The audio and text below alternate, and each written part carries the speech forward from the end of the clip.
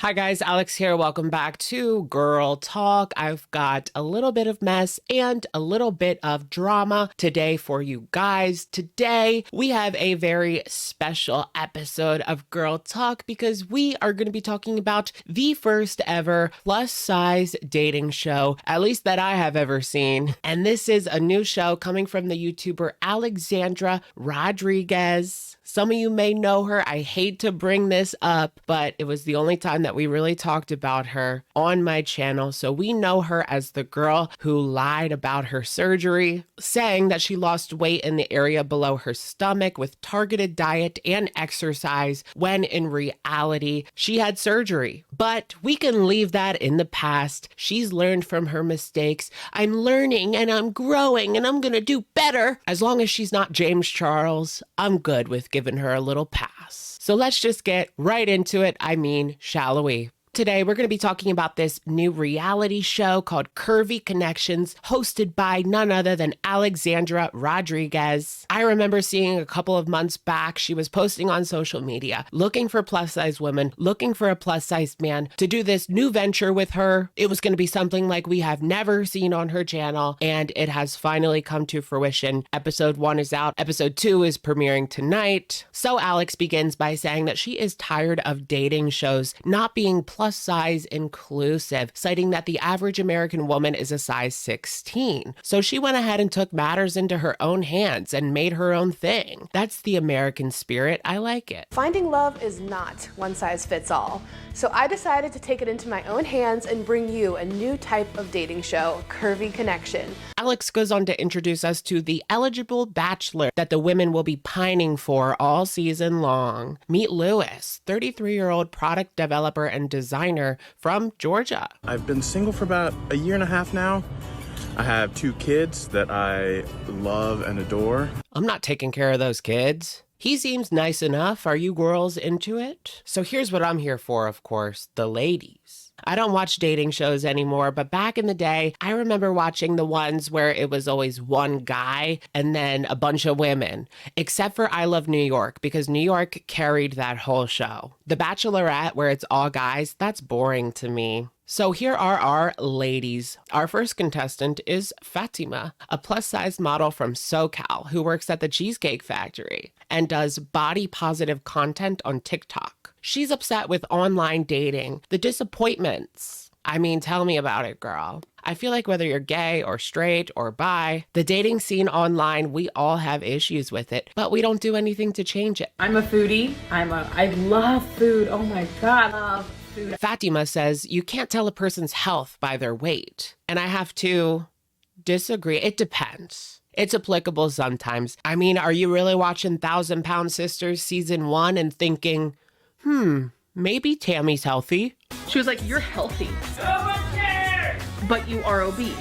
I'm not trying to be a jerk. Next contestant is Megan from State College, Pennsylvania. Hey, PA girly. Now, Megan looks like a good girl. She looks like she listens to Taylor Swift, but she's having trouble with modern dating. She doesn't like all the situationships and one-night things. She's a cheerleader that suffers with anxiety, but she's gonna put herself out there. And then we have Aubrey. She's a manager of diversity, equity, and inclusion, specifically in advertising, but she's been single for 3 years. Lately, she's been putting the work in on herself, mentally and spiritually, and she's really happy to be there. I'm just happy to be here. The next contestant is Julianne from Seattle, a regional property manager. She also has 2 kids, so maybe they'll hit it off on that. But she's a hardworking, independent woman, honey, who likes wine and true crime, but has been through a lot in the past couple of years, including a toxic relationship, and her mom passed away last fall unexpectedly. But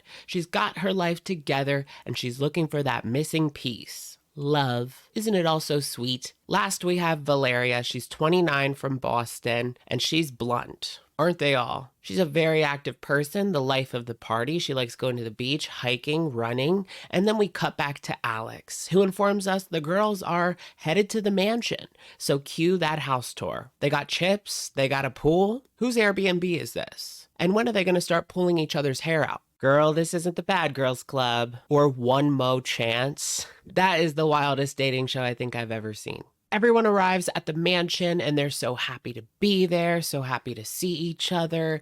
Bring on the backstabbing and drama. The girls put on their cocktail dresses and get ready for the first challenge.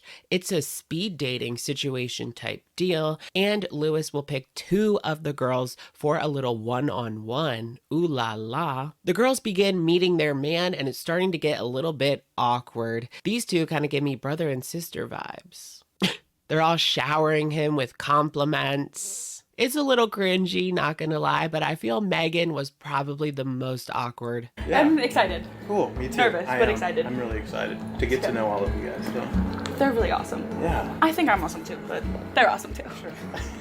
I'll see you in Yeah, there. cool. Now that we've gotten through the pleasantries, it's time for a little speed dating. I feel like Alex did her dirty with that thumbnail. Look at that. Did you grow up in Pennsylvania? Yeah, so I grew up in State College, Pennsylvania, which like I do get that small town PA vibe from her. She was probably in a sorority. most people don't know unless you say Penn State. So I grew up like diehard Penn State fan. How do you feel about being on a date with somebody 10 years older than you? I'm So she's 23, he's 33. What do you guys think? I mean, I definitely would not date someone who's 20. I'm 30, but you know, once you're like up to 23, yeah, as long as they're happy, I don't see too much of an issue with that. not weirded out by like how some people would think. I was talking to some of the other girls and like most of them didn't realize I was 23 until I told them. Sure, yeah. I feel like you can tell she's the youngest. They're just gassing her up. They're all nicey on the first episode, always. But I also like, my sister's 33, and so her and I are really, really close. Okay, and, like, cool. I kind of have a lot of differences to people, other 23-year-olds. Sure. Like I'm kind of, my sister always says I'm like a 65-year-old in a 23-year-old's body. So how did I feel like that's the thing with a lot of Gen Z. There's a lot of old souls in Gen Z. your last relationship go? And when was it? I dated a girl probably 2.5 months-ish. It's funny, like it broke up probably a few weeks before I even heard about this whole... What? Stop right there. Stop right there. They broke up a couple of weeks before he got on the show? That always ends up being an issue. Is there some lingering drama surrounding this breakup? I need to know. Oh, casting call thing. okay. Look, she's like, okay. Okay. Am I going to inherit that?